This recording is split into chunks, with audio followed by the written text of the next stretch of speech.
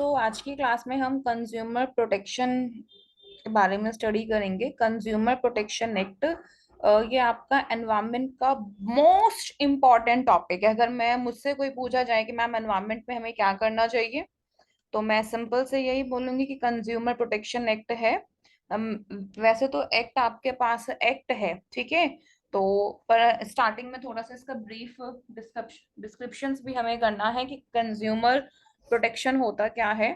ठीक है, इसके लिए कौन कौन कंप्लेन कर सकता है, कैसे कंप्लेन कर सकता है, कहाँ कहाँ पे हम जा सकते हैं, कौन कौन से इसके मीडियम है, तो वो सब कुछ हमें इसमें कवर करना है। ठीक है, तो आपके लिए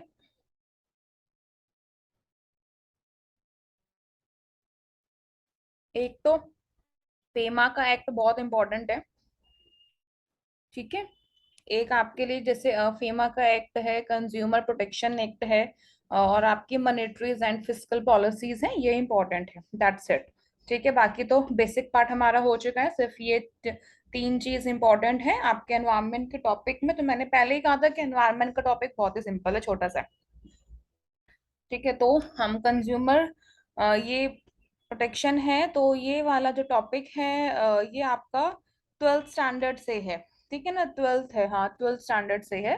तो उसमें से ही हमें ये स्टडी करना है, क्योंकि एनवायरनमेंट का है। तो मेन चीज क्या होती है कि आपका जो कंज्यूमर है, आपका जो कस्टमर है, वो आपका एनवायरनमेंट का पार्ट है, वो आपका एक्सटर्नल एनवायरनमेंट का पार्ट है।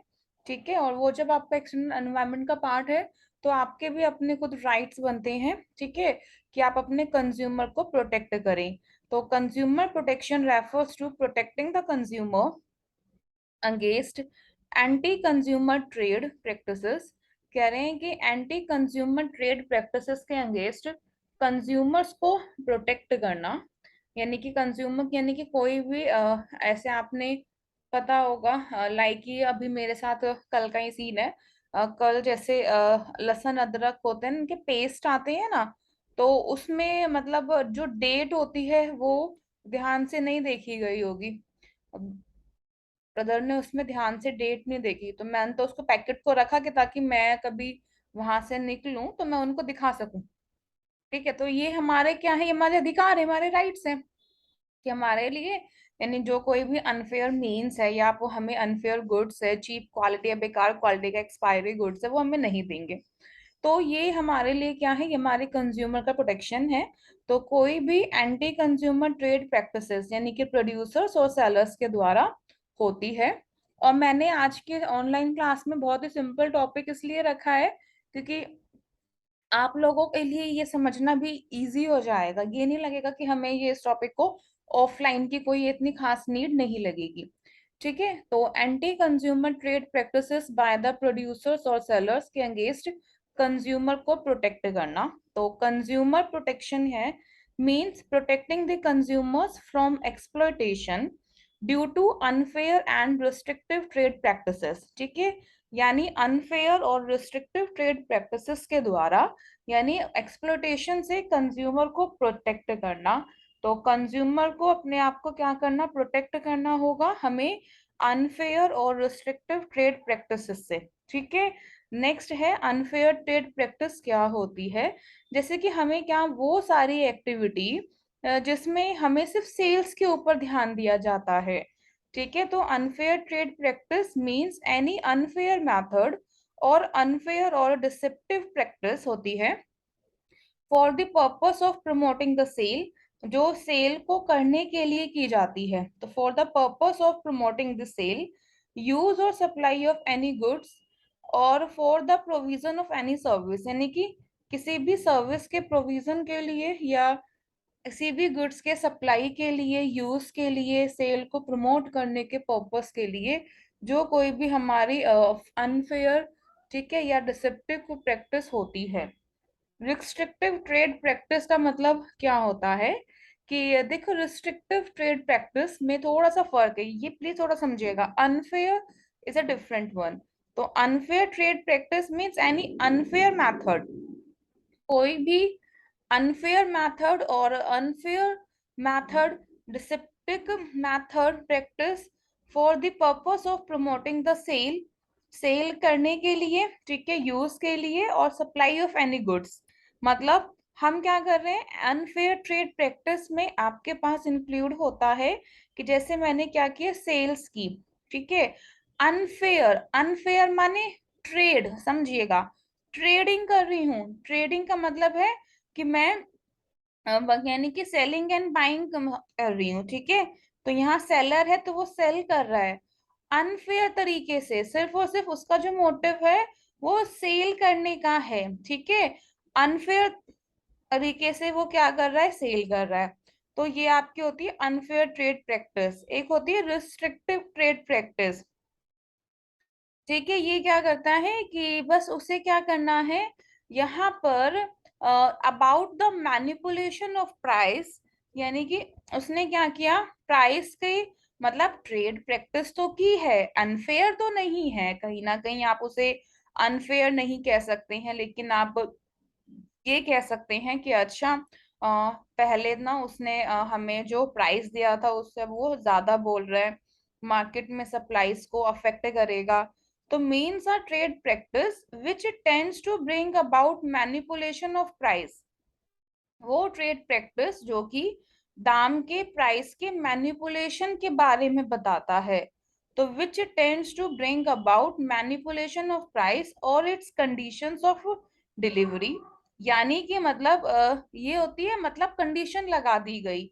रिस्ट्रिक्टेड में आप कंडीशंस भी वर्ड इसमें ऐड ऑन कर सकते हैं, कहीं नोट्स में आप प्रिपेयर करना चाहते हैं तो आप इसमें रिस्ट्रिक्टेड की जगह वर्ड लगा दीजिए कंडीशन। कंडीशनल ट्रेड प्रैक्टिस, ठीक है।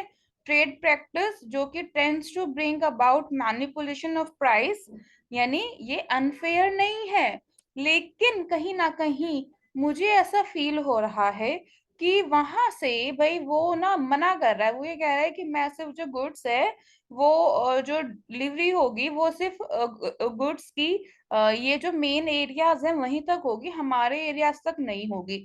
इट मीन्स कि उसकी जो ट्रेड प्रैक्टिस है अनफेयर नहीं है, ठीक है। तो अब उसके लिए उसने कहा कि ठीक है, आपको ठीक है, अगर आपके पास ऐसा होगा तो ठीक है, अगर हमें आपको बिल्कुल एक कस्टमाइज्ड चाहिए तो हम आपके एक्स्ट्रा लेंगे, आपके बिल्कुल घर तक ही डिलीवरी आप लेनी है तो हम उसके एक्स्ट्रा कॉस्ट लेंगे। अब आपने देखा कि वो जो एक्स्ट्रा कॉस्ट है, वो जो एक्स्ट्रा कॉस्ट है वो बाकियों से भी बहुत ज्यादा है। तो ये आपका रिस्ट्रिक्टेड ट्रेड प्रैक्टिस है, ठीक है। Means trade practice which tends to bring about manipulation of price, जो कि प्राइस के मैनिपुलेशन के बारे में और डिलीवरी की कंडीशंस, और to affect flow of supplies in the market, market में फ्लो ऑफ सप्लाईज को अफेक्ट करता है, रिलेटिंग टू गुड्स और services in such a manner, इस तरीके गुड्स और सर्विसेज के रिलेटेड इस तरीके से, as to impose on the consumers unjustified cost, ठीक है। अनफेयर नहीं किया उसने, हमारे साथ कोई अनफेयर नहीं किया, मर्जी है आपकी, लेकिन मान लीजिए किसी ने मुझे एक्सपायरी प्रोडक्ट सेल आउट कर दिया तो वो मेरे लिए अनफेयर है, समझ रहे हैं, वो मेरे लिए अनफेयर है। रिलेटिंग टू गुड्स और services in such a manner as to impose on the consumers unjustified cost और रिस्ट्रिक्शन। तो अब है कंज्यूमर प्रोटेक्शन की इम्पोर्टेंस किसके लिए है। अगर आप कंज्यूमर, हमारे पॉइंट ऑफ व्यू के लिए अगर हम देखें, हमारे अगर कोई भी हमारे साथ मेल प्रैक्टिस करता है उसके अगेंस्ट हमें प्रोटेक्शन मिलेगी। हम मतलब बहुत सारे, मान लीजिए कि बहुत कंज्यूमर्स हैं हर्ट हुए हैं, तो अपने आप को हम ऑर्गेनाइज कर सकते हैं, कौन कौन से कंज्यूमर्स हैं, ठीक है, अपने कंज्यूमर की अवेयरनेस हो सकती है। देन है from business point of view, तो बिजनेसमैन के पॉइंट ऑफ व्यू से long term interest of business का जो लंबा इंटरेस्ट है, ठीक है, तो बिजनेस के पॉइंट ऑफ व्यू से, तो long term interest of a business का जो लंबा इंटरेस्ट है, सोशल रिस्पॉन्सिबिलिटी है, ठीक है, मॉरल जस्टिफिकेशन होना चाहिए, and then government intervention, government का क्या इंटरवेंशन है, ये सब है। सोशल पॉइंट ऑफ व्यू से अगर मैं बात करती हूँ, then this is human welfare, ठीक है। तो ह्यूमन ऑब्वियसली, अगर हम सोशल पॉइंट ऑफ व्यू से बात करें, हमें किसी के भी साथ गलत नहीं करना चाहिए, अगर आप ये टेंडेंसी रखते हैं तो आपकी ग्रोथ होगी, अपने आप को आप मोरली जस्टिफाइड करेंगे, आपकी सोशल रिस्पॉन्सिबिलिटी, एथिकल ऑब्लिगेशन, ये सब कुछ होगी। और जो बिजनेस सोसाइटी के लिए सोचता है, तो सोसाइटी उस बिजनेस के लिए डेफिनेटली खड़ी होगी, सोचेगी। Ways and means of consumer protections के कौन कौन से वेज और मीन्स हैं? तो self regulation by business, business के द्वारा खुद ही सेल्फ रेगुलेशन होता है। बिजनेस एसोसिएशंस, ठीक है, बहुत सारे जैसे बिजनेस है उन सब में एसोसिएशन होगी। कंज्यूमर ऑर्गेनाइजेशंस, कंज्यूमर अपने आप को ऑर्गेनाइज करेंगे। तो बहुत सारे तरीके हैं, हम किन किन तरीके से उन सब चीजों को, एक मिनट प्लीज होल्ड कीजिएगा, कॉलेज से कॉल है।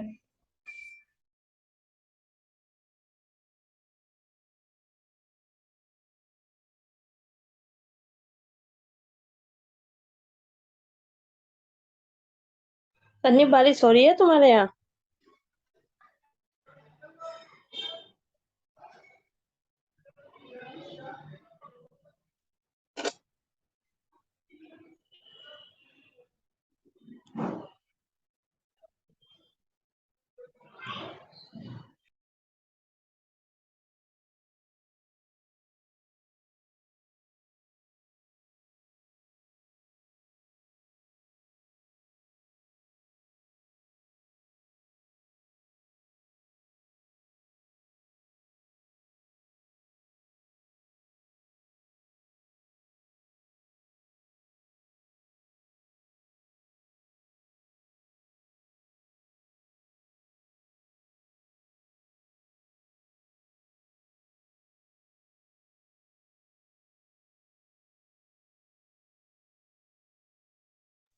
ठीक है, तो ways and means of consumer protection, अगर हमें, मुझे लगता है कि नहीं, मेरे साथ इस बिजनेस ने गलत किया, मैं आपको एक, शायद मैंने पहले भी बताया होगा, तो एक एग्जांपल आपको बताती हूँ कंज्यूमर प्रोटेक्शन का। ये एक इंटरनेशनल एग्जांपल था, बाहर हुआ था, ये कहाँ हुआ था ये मुझे एग्जैक्ट याद नहीं है। क्या हुआ था कि वेटर था, उस लेडी, वो लड़की थी, पता नहीं कौन लेडी थी, उसने एक कॉफी मंगवाई थी। तो वेटर से गलती से वो जो कॉफी थी, क्योंकि उसने ना बहुत शॉर्ट ड्रेस पहनी हुई थी, तो वेटर से गलती से वो जो कॉफी थी वो उसके लेग्स पे गिर गई थी। और उसका जो लेग्स का अपर पार्ट जो था वो बिल्कुल जल चुका था, क्योंकि जो कॉफी का जो टेम्परेचर बहुत ज्यादा था, तो इसलिए वो जल चुका था। ठीक है, तो अब देखा जाए तो इसमें वेटर की, अगर हम कहें कि गलती थी या नहीं थी, ये कहा जाता है कि वो जो लड़की थी वो जल्दबाजी में उसने अपना फटाफट से बैग देखा, वो वेटर लेके आया तो उसका हाथ वाथ लग गया था, तो इस कारण से हुआ। तो उस लड़की ने फिर क्या किया, उसी बिजनेस के ऊपर केस कर दिया। उन लोगों ने गलती नहीं मान रहे थे अपने स्टाफ की, अपने वेटर की। तो अब देखा जाए तो ये तो इसी से भी हो सकता है। ठीक है, आप अगर ये चीजें रोड पे हुई होती मान लीजिए, तो क्या वो केस कर पाती? वो केस नहीं कर पाती। अगर ये रोड पे हुई होती फिर तो ये एक गलती का ही होता, ठीक है, कि गलती से हो गया। लेकिन उस लड़की ने क्या किया, फिर देन उसके केस कर दिया, और उस केस के बाद फिर उसको वो जो बिजनेस था, ठीक है, उसको क्या दिया, उस लड़की को कंपनसेशन पे करनी हुई थी, बहुत ज्यादा कंपनसेशन पे की थी। उसमें गलती ना उन्हीं की निकली थी कि आप कभी भी अपने कंज्यूमर को सर्व कर रहे हैं तो इस पॉइंट का भी ध्यान रखना चाहिए कि अगर ये गिर गया तो उनको हार्म कितना होगा। तो उसका फिर ये निकाला गया कि कोर्ट का यही डिसीजन था कि उनको, उनकी ही गलती थी, क्योंकि उन्होंने जो उसका कॉफी का जो टेम्परेचर था वो बहुत हाई रखा। बात यहाँ पे सामान बेकार हो गया उसकी नहीं थी, बात यहाँ पे थी उसका टेम्परेचर उन्होंने बहुत ज्यादा हाई रखा, जिसके कारण से ये उनकी फॉल्ट थी। बेशक गलती हो गई, कोई बात नहीं। अब यहाँ पे बताइए क्या है ये कंज्यूमर प्रोटेक्शन? वहां पे कंज्यूमर अवेयरनेस थी, एनजीओ ने उसका साथ दिया। ठीक है ना, तो कभी कभी क्या होता है, दूसरे जो अदर बिजनेस एसोसिएशन होती है वो भी साथ देती है, बिजनेस के द्वारा खुद का रेगुलेशन भी था, गवर्नमेंट। तो ये ways and means of consumer protection है। देन है legal protection to consumers, consumers को लीगल प्रोटेक्शन में क्या दिया गया। तो ये सारे हमारे पास बहुत सारे हैं, ये आपको लर्न करने हैं पेपर में। मैच दी फॉलोइंग में पहले बहुत क्वेश्चन आया गया है कि सेल्स ऑफ गुड्स एक्ट का सेक्शन क्या है 1930, कॉन्ट्रैक्ट एक्ट का 1982, कंज्यूमर प्रोटेक्शन एक्ट, कंपटीशन, ये तो आपको याद ही हो जाएगा, साथ साथ ये हम कवर करेंगे। असेंशियल कमोडिटीज एक्ट 1955 ये आया हुआ है, ठीक है, लर्न करने हैं, ये इम्पोर्टेंट है। मतलब बहुत सारे तरीके से कंज्यूमर्स को प्रोटेक्शन दी गई है, जैसे कि जब सेल्स ऑफ गुड्स एक्ट में, agriculture produce trading and marketing में, reservation of food adulteration act में, ठीक है ना, फूड में, ठीक है, मिक्स कर देते हैं, अडल्ट्रेशन एक्ट में, असेंशियल कमोडिटीज एक्ट में, तो standards of weight and measures act, contract act, ठीक है, consumer protection act, trademark act, competition act, तो इन सब में कंज्यूमर को लीगल प्रोटेक्शन दी गई है। सो ये सारे के सारे क्या है, लीगल प्रोटेक्शन है कंज्यूमर की। तो लीगल प्रोटेक्शन टू कंज्यूमर, ठीक है, सेक्शन आपको सारे याद करने हैं।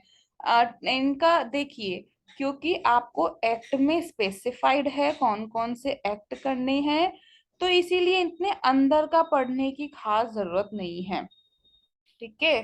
तो अब है सेल्स ऑफ गुड्स एक्ट 1930, जैसे एसेंशियल कमोडिटीज एक्ट 1955, तो ये सब जैसे आपके पास ये एक्ट गिवन है, ये पढ़िएगा, ये पढ़ना है, ये पढ़ना है, ये पढ़ना है, जो जो एक्ट नहीं है ना वो आपको स्टडी नहीं करना। तो अब हम आते हैं टू द पॉइंट पे, अभी तक हमने सिर्फ और सिर्फ इसका बेसिक स्टडी किया। तो अब हम पॉइंट पे आते हैं, क्योंकि हमारे पास कंज्यूमर प्रोटेक्शन एक्ट गिवन है। तो कंज्यूमर का प्रोटेक्शन एक्ट है 1986, तो कंज्यूमर प्रोटेक्शन एक्ट है 1986। तो this act was enacted by the parliament in 1986। ये जो एक्ट है, ये पार्लियामेंट के द्वारा इनेक्ट किया गया था 1986 में, ठीक है। ये जो कंज्यूमर प्रोटेक्शन एक्ट 1986 है, ये पार्लियामेंट के द्वारा 1986 में आया था। और ये फोर्स में देखो, पहले एक्ट बनता है, उसके बाद वो लागू होता है। तो वो लागू कब हुआ था, 1 जुलाई 1987 में। कैसे हुआ था वो देख लेते हैं। हमारे पास ये 2019 में था, एक आया था कंज्यूमर प्रोटेक्शन एक्ट 2019, इसीलिए थोड़ा सा ये एनवायरमेंट के पॉइंट ऑफ व्यू से और इम्पोर्टेंट है। So the act received the assent of the president, तो इस एक्ट को प्रेसिडेंट का एसेंट मिला था। कब मिला था, 9 अगस्त 2019 में। और ये जो एक्ट था, ये फोर्स में कब आया था, 20 जुलाई 2020 में ये फोर्स में आया था। It is an act to provide protection of the interest of consumers. ये जो एक्ट है, ये कंज्यूमर्स के इंटरेस्ट को प्रोटेक्शन देता है। It is an act to provide protection of the interest of the consumer, तुम्हें पता है। और सबसे अच्छी बात है, ये हर गुड्स एंड सर्विसेज पे लगता है, ऐसा नहीं है कि ये कोई भी गुड सर्विसेज पे लगता है। तो दो एक्ट हैं, इनिशियल एक्ट आपका 1986 है, ठीक है, वो कंज्यूमर का आया था 2019 में, उसको जस्ट एक रिव्यू देखने के लिए और कुछ कमियां थी उसको सॉर्ट आउट करने के लिए। अब है कि कंप्लेनेंट कौन हो सकता है, भाई देखो, कंज्यूमर तो कोई भी हो सकता है। कंज्यूमर जरूरी नहीं है कि मतलब सिर्फ एक पर्सन होगा कंज्यूमर हमारा।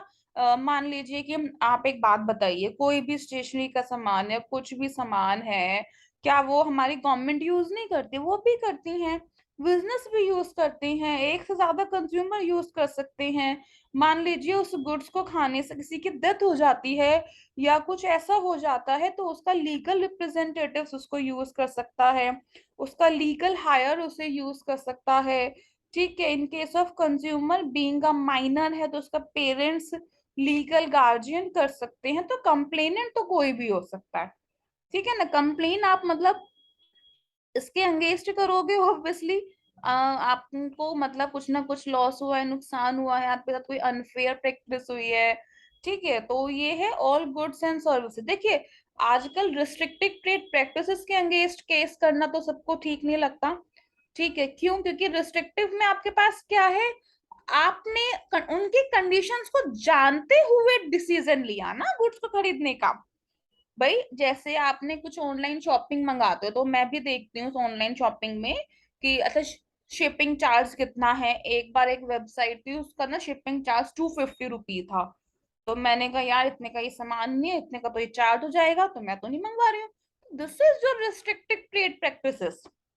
क्लियर? लेकिन सामान मंगा के वो बेकार आए, वो क्वालिटी वो जैसे दवाइयां हैं वो यानी एक्सपायरी डेट की आए, तो वो चीज अलग। ठीक है, तो कंप्लेनेंट कौन हो सकता है? तो consumer, voluntary consumer association registered under any law for the time being in force. तो ठीक है, लॉ के अंडर कोई भी वॉलंटरी कंज्यूमर एसोसिएशन जो रजिस्टर्ड होगी, सेंट्रल गवर्नमेंट या स्टेट गवर्नमेंट, सेंट्रल अथॉरिटी, एक या एक से ज्यादा कंज्यूमर। ठीक है, कंज्यूमर की डेथ हो जाती है, उसके केस में लीगल रिप्रेजेंटेटिव्स, कंज्यूमर माइनर है तो उसका पेरेंट्स या लीगल गार्जियन। ठीक है, एक complaint can be filed against whom. एक कंप्लेंट है वो किसके अगेंस्ट फाइल हो सकती है, तो आपको बताने की जरूरत ही नहीं है। एक बिजनेसमैन जो कि अनफेयर और रिस्ट्रिक्टिव ट्रेड प्रैक्टिसेस में इन्वॉल्व है, और मेनली रिस्ट्रिक्टिव के कम, ऐसा नहीं कि नहीं कर सकते, कर सकते हैं। मैं कि जैसे आपको पता होगा, रिस्ट्रिक्टिव का बताती हूँ। जैसे ये जितने भी सारे थे, ये ना बैग लेने के भी, जैसे शॉपिंग होती है उसके बाद ये जो पेपर के बैग के वो 18 रुपीज, 20 रुपीज, 25 रुपीज ये एक्स्ट्रा लेते हैं। ये लेना ही नहीं चाहिए, क्योंकि ये क्या है, ये उनके जो भी सेलर होते हैं, उन्हें बैग तो ऑफर करना पड़ेगा फ्री में। लेकिन हम कंज्यूमर को नहीं पता था, जैसे जैसे अवेयरनेस होती रही, इसके ऊपर भी केस हुआ, ये सब हुआ, तब हमें समझ में आया, तब हमें पता चला। तो complaint can be filed against a businessman who is involve in unfair और रिस्ट्रिक्टिव ट्रेड प्रैक्टिस, जो कि अनफेयर और रिस्ट्रिक्टिव ट्रेड प्रैक्टिसेस में इन्वॉल्व होते हैं। Who can be a consumer कौन हो सकता है? A person who boys any goods for a consideration. एक पर्सन जो कि कंसिडरेशन के लिए गुड्स, ऑब्वियसली भाई मैंने गुड्स फ्री में तो नहीं खरीदे, मैंने गुड्स परचेज किए हैं, पैसों में परचेज किए, तो मैं हो सकती हूँ। तो यूजेस सच गुड्स को, ठीक है, अगर मैंने मान लीजिए मेरी फैमिली लेके आई है, और लेकिन मैं उसे यूज कर रही हूँ, तो भी मैं हो सकती हूँ। मेरी फैमिली लेके आई है लेकिन मैं यूज कर रही हूँ, तो uses such goods with the approval of above discussed person, hire और avail of any service for a consideration के लिए किसी भी सर्विस को हायर कर रही है। ठीक है, बेनिफिशियरी हो सकते हैं। ठीक है, मतलब वही सिंपल है कि जो भी उसे यूज करेगा, या जो भी उसका beneficiary means also the same, जो उसको मतलब उसका बेनिफिट ले रहा है, जो उसको यूज कर रहा है। तो कंप्लेनेंट कौन, कंज्यूमर कौन नहीं होता। मेन चीज क्या है कि मान लीजिए कि मैंने वही गुड्स हैं, मैंने उन गुड्स को खरीदा है अपने कंजम्पशन के लिए, तो मैं कंज्यूमर हूँ कंज्यूम करने के लिए, अपनी फैमिली के लिए कंज्यूम, लेकिन मैंने उन गुड्स को खरीदा है बेचने के लिए। तो आप नहीं कर सकते, who can not be a consumer, आप फिर नहीं कर सकते हैं। ठीक है, और कोई भी कमर्शियल पर्पस जिसने इस सर्विसेज को अवेल करने की कोशिश की है फॉर द पर्पस, ऐसा नहीं है कि जो मतलब रीसेल में अगर आपने गलत गुड्स लिए तो आप कुछ नहीं कर सकते, तो आपके लिए अलग एक्ट है। लेकिन हाँ, इस एक्ट के अंदर खाली जो रियल कंज्यूमर है, जो रियल कंज्यूमर है सिर्फ वही आएंगे। For the purpose of this close, commercial purpose अगर हम बात की जाए, तो डज नॉट इंक्लूड, अभी आपको बताया कि अगर ठीक है, तो इन सब के लिए कंज्यूम जो कमर्शियल पर्पस इंक्लूड नहीं है, कि use by a person of goods, खरीदे गए, bought and used by him exclusively for the purpose of earning is livelihood. ठीक है, सेल्फ एम्प्लॉयमेंट के लिए किया गया है, या लाइवलीहुड, वो उसके लिए पर्पस नहीं है। एंड अगर पर्पस अलग है, लाइक सेल्फ के लिए लिया है, लाइवलीहुड लिखा है ना एक्सक्लूसिवली, उसके लिए लिया है, वो चीज अलग है। कमर्शियल पर्पस ऑब्वियसली इंक्लूड नहीं है। बाइज एनी गुड्स और हायर्स और अवेल्स एनी सर्विस, ठीक है, कि कोई भी गुड्स को खरीदा हुआ है, सर्विसेज ली गई हैं, include offline online transaction electronic means के द्वारा, ठीक है। तो ये सब कुछ इंक्लूड है, क्योंकि ये कंजम्पशन की गई है, आपने टेली शॉपिंग की है, फोन से शॉपिंग कर रहे हैं, डायरेक्ट सेलिंग की है, सब कुछ कवर है एक्सेप्ट कंज्यूम कमर्शियल पर्पस। अब 2019 एक्ट, वैसे तो 1986 भी हमें यही राइट्स देता है, तो ठीक है 2019 और 19 सॉरी 86 भी यही राइट्स देता है, और 19 भी हमें सेम ही राइट्स देता है। तो कौन कौन से राइट्स हैं? 6 राइट्स हैं। टू बी प्रोटेक्ट होगा, हमें प्रोटेक्शन मिलेगी, ठीक है।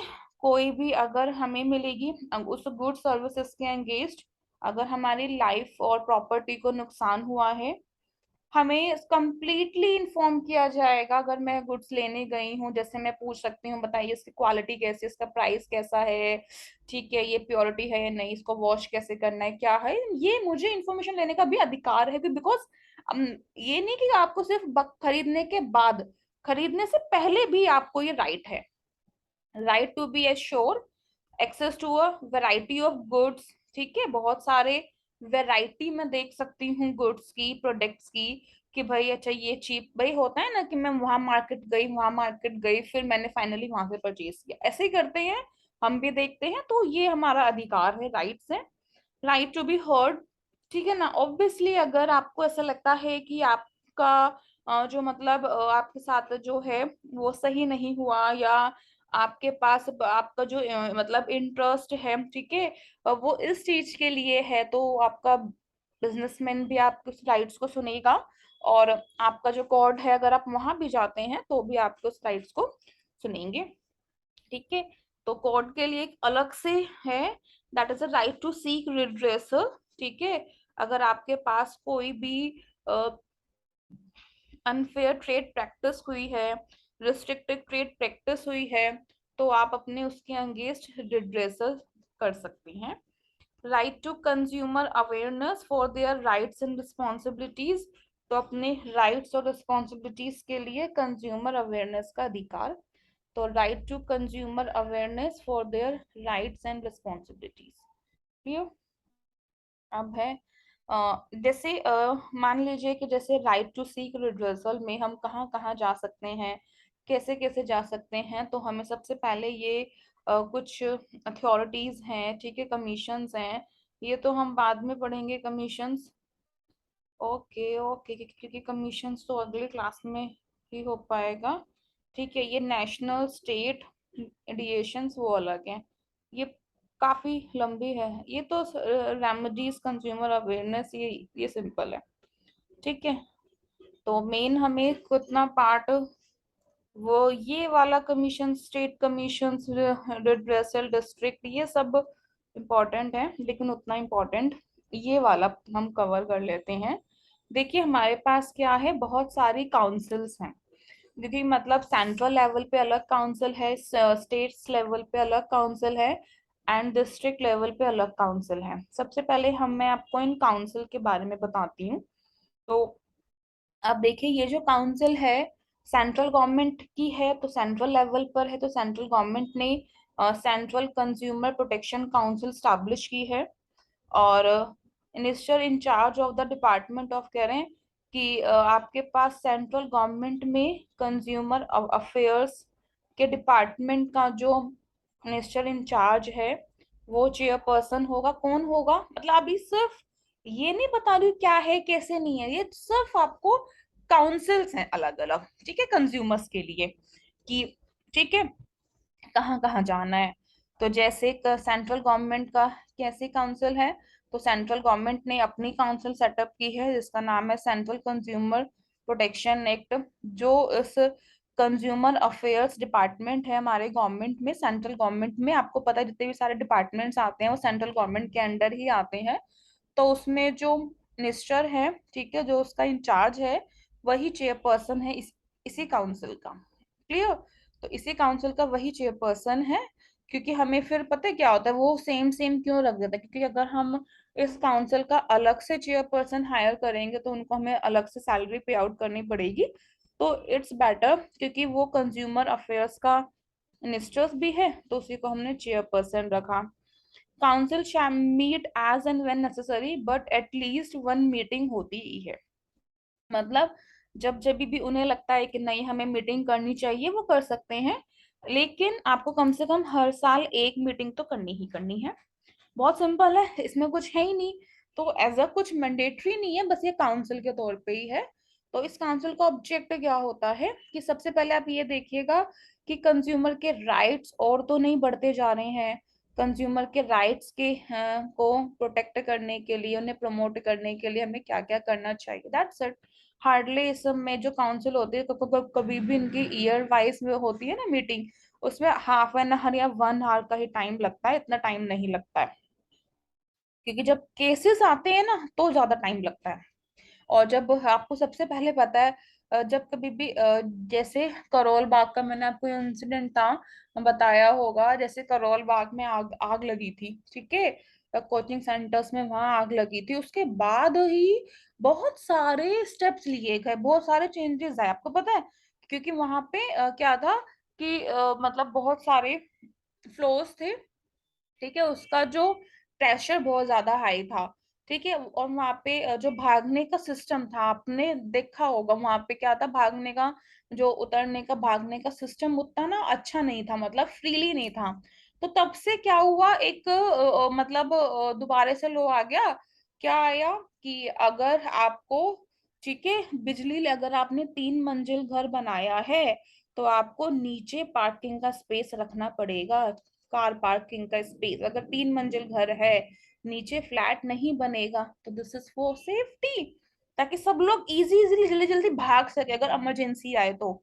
लेकिन उस केस में क्या था, उसमें क्या था कि नीचे वाले ही नहीं निकल पा रहे हैं, ऊपर वाले फंस गए, सब फंस गए थे। समझ रहे हैं आप? तो इसीलिए जब तक कुछ चीजें होती है ना, और कोई ना कुछ सिचुएशन आती है, तो अपने आप ही उसके लो तब टाइम लगता है। अदरवाइज इस काउंसिल में कभी भी इतना टाइम नहीं लगता। एक ऐसे ही सेम स्टेट के लिए है, स्टेट के लिए भी बहुत सेम है, कोई ऐसा हार्ड रूल नहीं है। ये स्टेट, हर स्टेट गवर्नमेंट स्टैब्लिश करती है स्टेट कंज्यूमर प्रोटेक्शन काउंसिल। इसका भी जो स्टेट गवर्नमेंट में जो कंज्यूमर अफेयर्स का मिनिस्टर्स है वही चेयरपर्सन है। सेम रीजन की सैलरी अलग अलग देने से अच्छा एक को दे देते हैं। स्टेट काउंसिल मीट करती है जब जरूरी होता है, लेकिन नॉट लेस देन 2 मीटिंग, क्योंकि स्टेट पे ज्यादा ध्यान रहेगी, स्टेट फोकस करेगी।